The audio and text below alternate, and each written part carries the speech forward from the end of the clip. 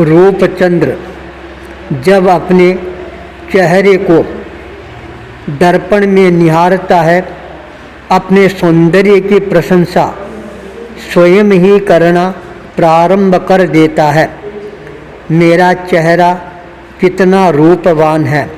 यदि इस चेहरे पर हीरे पन्ने, माणक मोती और जड़ दूं तो ये चेहरे का सौंदर्य 100 गुना बढ़ सकता है।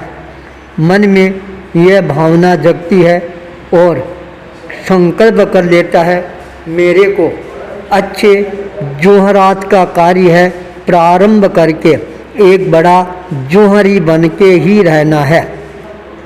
बाजार की ओर चरण गतिशील बनाता है, जौहरियों के बाजार में जाता है और वहाँ पर तरह तरह के हार देखना प्रारंभ कर देता है।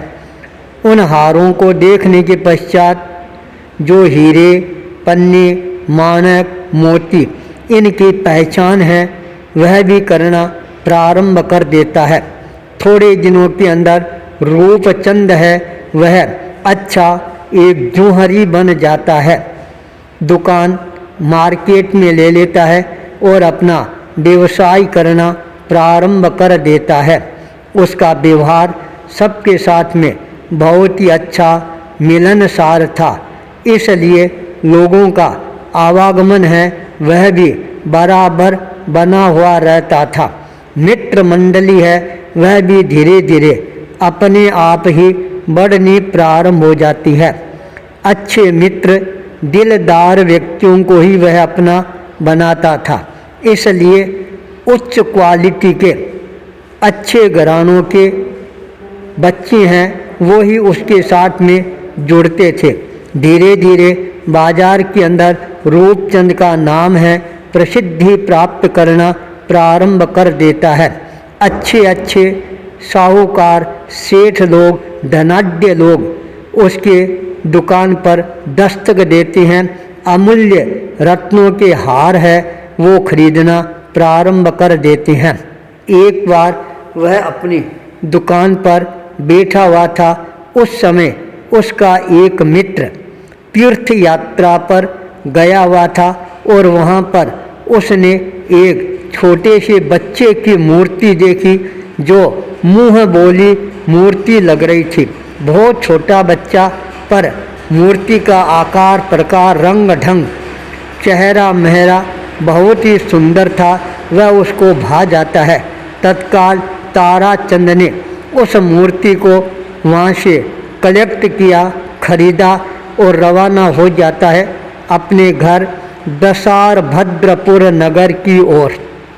जब वह अपने घर पर जाने लगता है, रास्ते में मित्र रूपचंद्र की दुकान आ जाती है।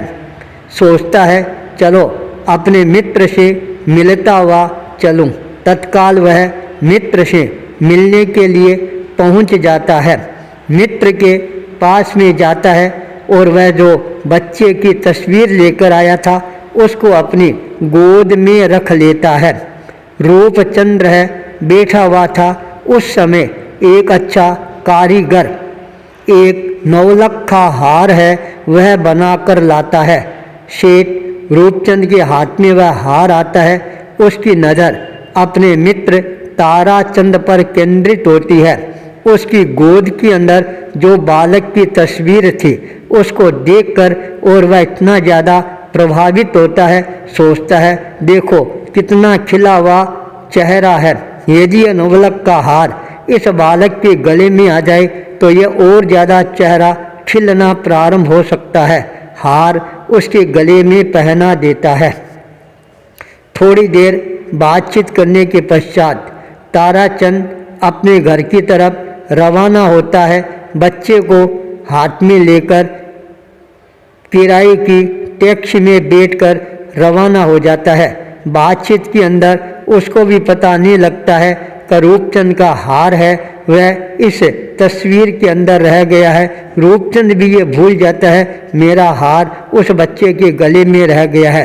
पीछे की सीट पर उस तस्वीर को रख देता है और जब उसका घर आता है तत्काल ताराचंद उतरकर अपने घर की तरफ रवाना हो जाता है और वह बच्चे की मूर्ति है उसी टैक्सी के अंदर छूट जाती है। टैक्सी वाला टैक्सी लेकर रवाना हो जाता है। उसको भी ये पता नहीं है पीछे बच्चे की मूर्ति है वह हार सहित वहीं रह गई है।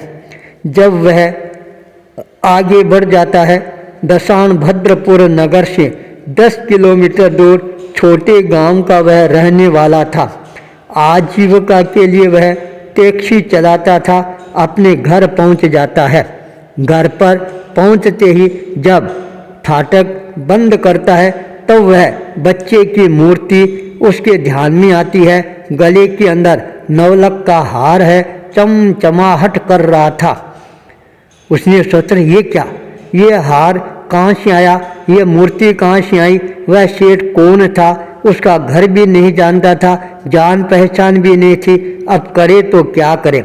वह उस मूर्ति को उठाकर अपने घर में प्रवेश करता है। जब दिनेश अपने घर में प्रवेश करता है उस समय उसकी घरवाली ममता वह सामने आती है और उस बच्चे की मूर्ति को देखकर वह इतनी ज़्यादा भाव विह्वल बन जाती है। तत्काल उस मूर्ति को अपने हाथ में ले लेती है, अपने छाती के चिपका लेती है। 8 वर्ष शादी को हो गए। ममता का अभी ममत्व है वह जगा नहीं था, उसकी कोई संतान नहीं हुई थी। पर आज उस बालक को देखते ही ममता के मन में ममत्व के भाव जागृत होने प्रारंभ हो जाते हैं। उसके स्तन से दूध की धारा है वह अपने आप ही प्रवाहित होनी प्रारंभ हो जाती है। वह उसको अपना एक बच्चा ही मानना प्रारंभ कर देती है।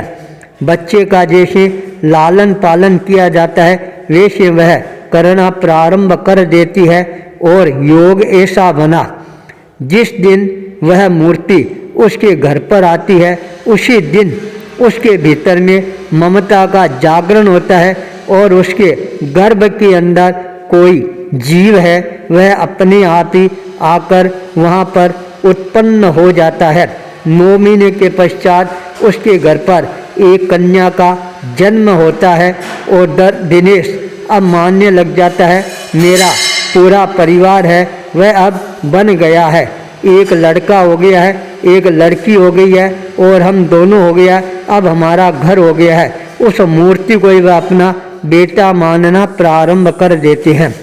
उस हार को देखकर दिनेश ने सोचा अब क्या करूं। प्रतिदिन वह अपनी कमाई से कुछ बचत है करना प्रारंभ कर देता है। अचानक रूपचंद्र है एक बार किसी काम से कहीं बाहर गया था और उसी दिनेश के गांव के पास से निकल रहा था। अचानक भयानक बरसात का दौर है वह प्रारंभ हो जाता है। सेठ की गाड़ी रुक जाती है। तूफान भयंकर था, आगे बढ़ नहीं पा रहा था। पास में सामान भी बहुत था। सोचा अब क्या करूं। उसी समय दिनेश का उधर आना हो गया। उसने जब सेठ रूपचंद को देखा, कहा सेठ साहब आप यहाँ क्या कर रही हैं। सेठ ने कहा भी मैं तो तूफान में फंस गया हूँ, अब क्या करूँ। उसने कहा सेठ साहब तूफान अभी रुकने वाला है नहीं, कहाँ जाओगे, मेरा घर पास में है, आप मेरे घर पर विश्राम कराएं। अपने घर पर लेकर आता है। छोटा घर था, सुंदर घर था, हरियाली से परिपूर्ण घर था। तत्काल ममता को आवाज़ देता है अपने मेहमान आए हैं इनके लिए भोजन तैयार कर। भोजन तैयार होता है। सेठ रूपचंद बहुत ज़्यादा प्रसन्न हो जाता है। एक कमरे की तरफ उसका ध्यान जाता है जहाँ पर प्रकाश ही प्रकाश आ रहा था। रूपचंद से रहा नहीं गया। दिनेश को पूछा अरे इस कमरे में क्या इतना क्या प्रकाश है। जब दिनेश उस कमरे को खोलकर दिखाता है सेठ रूपचंद आश्चर्यचकित रह गया। अरे ये तो वही मूर्ति है बच्चे की जो मेरा मित्र ताराचंद मेरे पास में लेकर आया था, और ये 9 लाख का हार है, ये भी तो इसके गले में वही है। उसने पूछा हार की क्या कीमत है। दिनेश मुस्कुराना प्रारंभ कर देता है और कहता है शेठ साहब अनमोल हार है। सेठ भोजन करने के पश्चात जब रवाना होता है दिनेश की टैक्सी में, जब रूपचंद अपने दुकान के पास से उतरता है, घर जाने लगता है। उस समय दिनेश ने आवाज़ दी, सेठ साहब आपकी एक बैग रह गई है। रूपचंद ने कहा मेरी कोई बैग नहीं है। नहीं रह गई है। वापिस आता है, देखता है उस बैग के अंदर रुपये भरे हुए थे। कहा ये क्या है? तब उसने कहा यह है आपके हार की कीमत। अब हार में आपको दे नहीं सकता, मूर्ति में आपको दे नहीं सकता, क्योंकि मेरी घरवाली ने उस मूर्ति को अपना एक बेटा ही मान लिया है और वह हार अब देने वाली नहीं है। मैंने तब से यह बचत करना प्रारंभ किया और आज आप असली मालिक मिल गए हैं, तो यह पैसे आप लो और मेरे को मुक्ति प्रदान करो। सेठ रूपचंद आश्चर्य भरी नज़रों के साथ निहारना प्रारंभ कर देता है और मन में चिंतन करना प्रारंभ कर देता है। गरीबी भले ही जीवन में आ जाए, पर सिद्धांत है उनको कभी भी तिलांजलि नहीं देनी चाहिए। सिद्धांत है वह हमेशा ही व्यक्ति को पूजनीय बना देता है। आचार्य भूपेंद्र।